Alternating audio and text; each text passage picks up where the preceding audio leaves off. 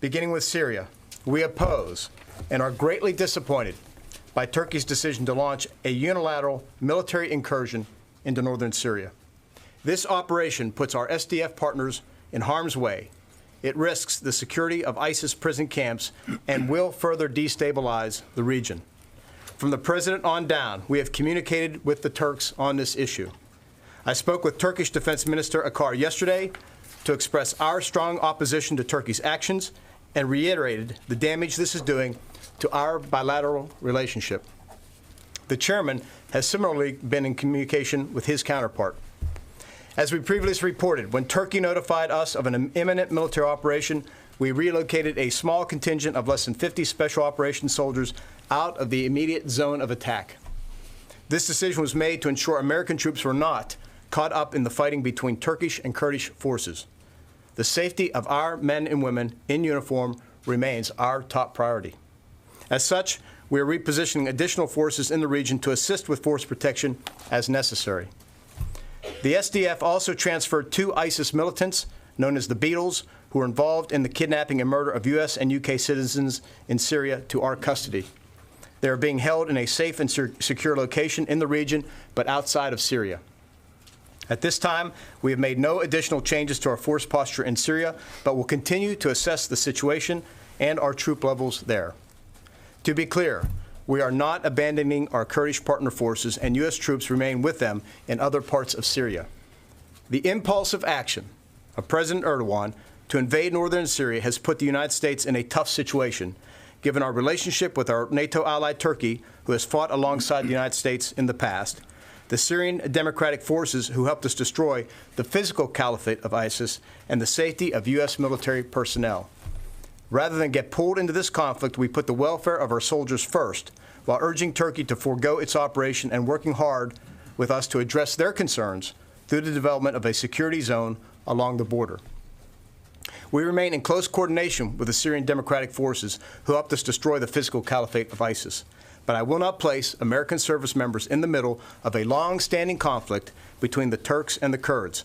This is not why we are in Syria. We will continue to work with the 80 members of the Defeat ISIS Coalition and the Syrian Democratic Forces to ensure the defeat of ISIS. Turning to Iran, it is clear that the Iranians are responsible for the recent attacks on Saudi Arabian oil facilities. Our international partners agree, including the United Kingdom, France, and Germany, who have said so publicly. Despite Iran's attempts to deny their involvement, the evidence recovered so far proves that Tehran is responsible for these attacks.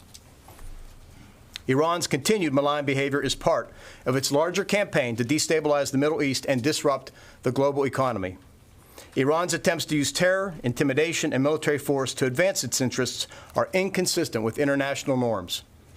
Today, I spoke with the Saudi Minister of Defense to discuss the status of Saudi Arabia's defensive capabilities and our ongoing efforts to protect our partners from further Iranian aggression. Saudi Arabia is a long-standing security partner in the Middle East and has asked for additional support to supplement their own defenses and defend the international rules-based order. In response to continued threats in the region, I've ordered the deployment to the Kingdom of Saudi Arabia of 2 additional fighter squadrons and supporting personnel, along with additional Patriot and THAAD air and missile defense batteries. Taken together with other deployments I've extended or authorized within the last month, this involves about 3,000 United States forces.